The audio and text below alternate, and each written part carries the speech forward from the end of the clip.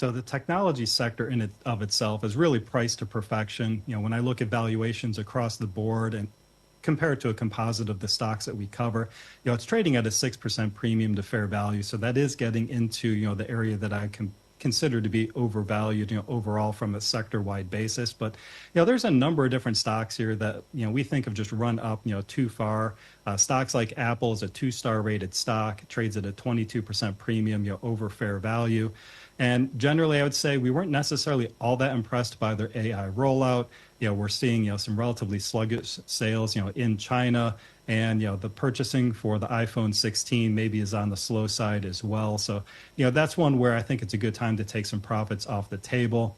Then there's other companies like Oracle. We think the market is just overestimating the long-term growth for their cloud business. It's a 1-star rated stock, trades at a 50% premium. I know our analysts there have a lot of concerns that they will end up losing market share over time to other database types. So another one where I think that's really been pulled up by the AI story, but more than it should have been. And similarly, IBM, that's trading at a 60% premium to our fair value, 1-star rated stock. In my mind, IBM is just a legacy technology company. To some degree, a lot of its businesses have just been a melting ice cube over the past decade. Yes, it will benefit to some degree from artificial intelligence, but we don't think there's going to be enough AI here in order to cover up for a lot of the other business there. So again, in the technology sector, really sticking to, some of those names like Microsoft, which does still trade at a 12% discount to fair value. Microsoft just hitting on all cylinders. Its Azure cloud business is accelerating going into the second half. So as a 4-star rated stock, I'd be looking to swap out of some of these other overvalued companies like Apple, Oracle, IBM, and moving into, someone like Microsoft that's really still doing extremely well today. Right.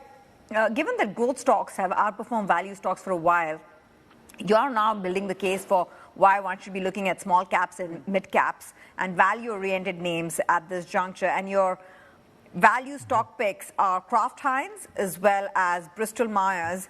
Kraft Heinz, of course, being part of Warren Buffett's portfolio.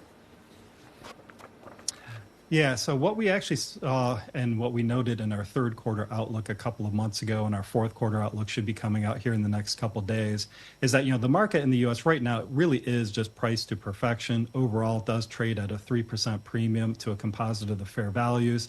3% may not necessarily sound like much, but since 2010, only 15% of the time has it traded at this much of a premium or more. But really, I think what's most important right now is seeing, this rotation, getting out of those overvalued, overextended AI stocks.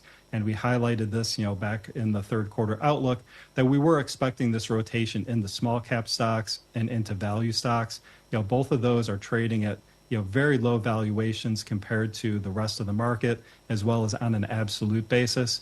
And plus, what I like about with the value stocks and the small cap is historically, small cap stocks have typically performed well when interest rates are declining and when the Fed is easing monetary policy. So I think we've got that tailwind behind it as well. And of course, as you noted, value stocks were just left behind in the frenzy to buy anything AI related. So those value stocks trading at low levels compared to the broad market, now starting to catch up. Plus, we do expect that the rate of economic growth here in the U.S. is slowing. So I think we'll see outperformance from the value stocks there as well.